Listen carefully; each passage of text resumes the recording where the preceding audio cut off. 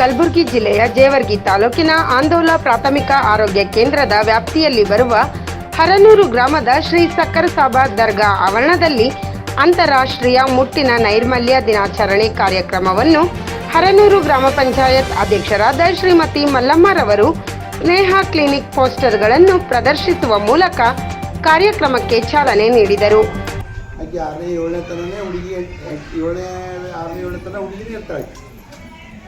ಯಾವಾಗ 7ನೇಯಿಂದ 8ನೇ 9ನೇ ಯಾವಾಗ ಋತುಮತಿ ಆಗ್ತಾರೆ, ಅವ್ರ ಮುಟ್ಟು ಯಾವಾಗ ಸ್ಟಾರ್ಟ್ ಆಗ್ತದೆ ಆವಾಗ ಅದೊಂದು ಪದನಾಮ ಚೇಂಜ್ ಆಗ್ತದೆ. ಹೌದಾ?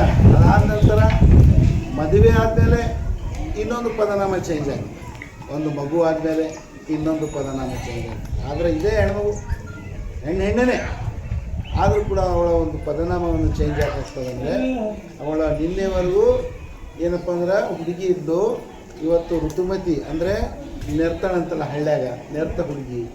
ಅದಾದ ನಂತರ ಯೌವನವನ್ನು ಒಂದು ವಯಸ್ಸಿರುತ್ತದೆ. ಸೊ ಇದು ಹೇಳ್ತಾರಲ್ಲ, ಯಾವಾಗ ನಮ್ಮ ಮುಟ್ಟು ಸ್ಟಾರ್ಟ್ ಆಗೋ ಸಮಯದಲ್ಲಿ ಕೆಲವು ಹೆಣ್ಣುಮಕ್ಕಳಲ್ಲಿ ಚೇಂಜಸ್ಗಳನ್ನು ಉಂಟಾಗ್ತವೆ. ಕೆಲವ್ರಿಗೆ ಗೊತ್ತಾಗಲ್ಲ. 6ನೇ 7ನೇ ಹುಡುಗಿಯರಿಗೆ ಈಗಂತೂ 7ನೇ 8ನೇ ದೊಡ್ಡ ಹಿರಿಯರು ನೆರಿಲಿರ್ತಾರೆ, ಹುಡುಗಿಯರು ದೊಡ್ಡವ್ರು ಆಗ್ತಾರೆ ಅಂತ ತಿಳ್ಕೊರಿ. ನನಗೆ ಹೇಳೋಕ್ಕೆ ಬರೋದು ಸರಿಯಾಗಿ ದೊಡ್ಡವ್ರು ಆಗ್ತಾರೆ. ಆ ಹುಡುಗಿ ಫಸ್ಟಿಗೆ ಯಾಕೆ ನಮ್ಗೆ ಏನೂ ಆಗತ್ತಂತ ಗೊತ್ತಿರಲ್ಲ ಅಂದ್ರಲ್ಲ, ತಾಯಿ ಜೊತೆ ಸಂಬಂಧ, ಅಕ್ಕ ತಂಗಿಯರ ಜೊತೆ ಸಂಬಂಧ ಸರಿಯಾಗಿ ಫ್ರೆಂಡ್ಶಿಪ್ ಎಲ್ಲರ ಬಿಟ್ಟಿಗೆ, ಮನೆಯಲ್ಲಿ ಕೋಆರ್ಡಿನೇಷನ್ ಎಲ್ಲರ ಬಿಟ್ಟಿಗೆ ಏನಾಗ್ತದೆ, ಅವಳಿಗೊಂದು ಖಿನ್ನತೆ ಒಂದು ಉಂಟಾಗ್ತದೆ. ನನಗೆ ಯಾಕಾರ ಈ ಟೈಪ್ ಆಗ್ತಾಯಿದೆ, ಆಕಿನ ಹತ್ರ ಚೇಂಜಸ್ಗಳು ಉಂಟಾಗ್ತಾ ಇರ್ತಾವೆ.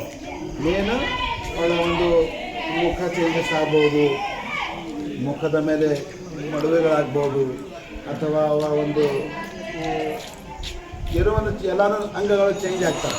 ಅದು ಒಂದು ಪೀರಿಯಡ್ನಲ್ಲಿ, ಆ ಪೀರಿಯಡ್ನಲ್ಲಿ ಅವಾಗ ಸ್ಟಾರ್ಟ್ ಆದ ನಂತರ ಅವಳು ಫಸ್ಟ್ ಟೈಮ್ ಏನು ಮುಟ್ಟು ಬರ್ತದೆ, ಅವಳಿಗೆ ಏನೂ ಗೊತ್ತಿರಲ್ಲ ರೀ. ಅದು ತುಂಬ ಎಳೆ ಮಗು, ಅದು ಏನು ಗೊತ್ತಿರಲ್ಲ, ಯಾಕೆ ನನಗೆ ಹಿಂಗಾಗ್ತಾಯಿದೆ ಅಂತ ಅದು ಗೊತ್ತಿಲ್ಲ. ಯಾರ್ದನ ಮನೆಯಲ್ಲಿ ತಾಯಿ ಜೊತೆ ಬೆರೆತು, ತಂಗಿ ಅಕ್ಕನ ಜೊತೆ ಬೆರೆತು, ಅಕ್ಕ ಏನಾರ ಹೇಳಿರ್ತಳು, ಫಸ್ಟ್ ಹಿಂಗೆ ಆತು ನೋಡಿ, ನಿನ್ನ ಹತ್ರ ಚೇಂಜಸ್ ಹೊಂಟವೆ, ಮುಂದೆ ಒಂದು 8 ದಿನದಾಗ ಅಥವಾ ತಿಂಗಳಲ್ಲಿ ನೀನು ನೆರಿಬೋದು ಅಂದರೆ ಹೋಗಿ ಪಕ್ಕದಲ್ಲಿ ಒಂದು ಸಲ ಆಕಿ ನೆರ್ತಿಳಲ್ಲ, ಅವ್ರಿಗೆ ಕೂಡ್ಸಿಳಲ್ಲ, ಆ ಟೈಪ್ ನೀನು ಆಗ್ಬೋದು ನೋಡು ಅಂತ ಒಬ್ಬರು ಏನೋ ಫ್ರೆಂಡ್ಲಿ ಇದ್ದವ್ರು ಹೇಳ್ತಾರೆ. ಇನ್ನು ಕೆಲವು ಫ್ರೆಂಡ್ಲಿ ಇರೋರು ಏನಂತ ಅವ್ರಿಗೆ ಏನು ಗೊತ್ತೇ ಇರಲ್ಲಪ್ಪ, ಜೀವನ ಪಡ್ತಾರೆ. ಅವ್ರಿಗೆ ಎಲ್ಲ ಹೋದಲ್ಲಿ ಎಲ್ಲರ ಬ್ಲೀಡಿಂಗ್ ಐತಂದ್ರೆ ಅಂದರೆ ಮೈಮೇಲೆ ಇಲ್ಲ ಅಂತ ಈಗ ನಮಗೆ ಗೊತ್ತಾಗ್ಯದ. 18 ವರ್ಷದ ಒಳಗೆ ಗೊತ್ತಾದ್ರೆ ನಮ್ಮ ಆರೋಗ್ಯ ಇಲಾಖೆದಾಗ ಇದು ಸರಿ ಮಾಡುವಂಥ ಶಕ್ತಿ ವೈಜ್ಞಾನಿಕವಾಗಿ ನಮ್ಮ ಮೆಡಿಕಲ್ ಡಿಪಾರ್ಟ್ಮೆಂಟಿಗೆ ಅದ. ಎಷ್ಟು ವರ್ಷದ ಒಳಗೆ? 18 ವರ್ಷದೊಳಗೆ.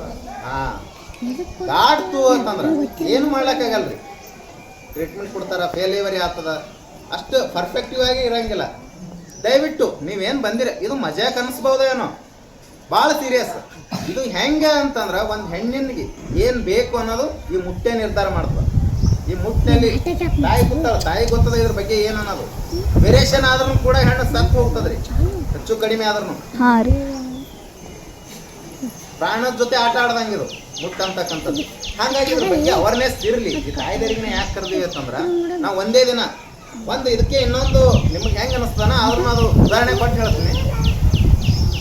ನಮ್ಮ ಮಗಳು ಬಾಜುದವನಿಗೆ ಲವ್ ಮಾಡ್ತಿರ್ತಾಳೆ ಅಥವಾ ಎಲ್ಲೋ ಲವ್ ಮಾಡ್ತಿರ್ತಾಳೆ.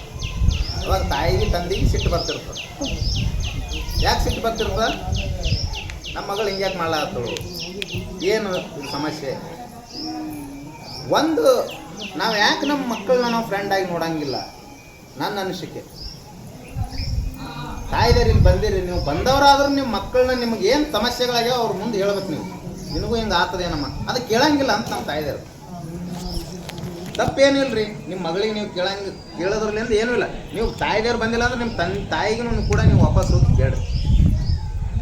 ಅದು ಏನು ಅದ್ರದ್ದು ಅನುಭವ ಇರ್ತದ, ಅನುಭವ ಕಲಿಸಿದಷ್ಟು ಯಾವ ಯೂನಿವರ್ಸಿಟಿನೂ ಕಲಿಸಂಗಿಲ್ಲ, ಯಾವ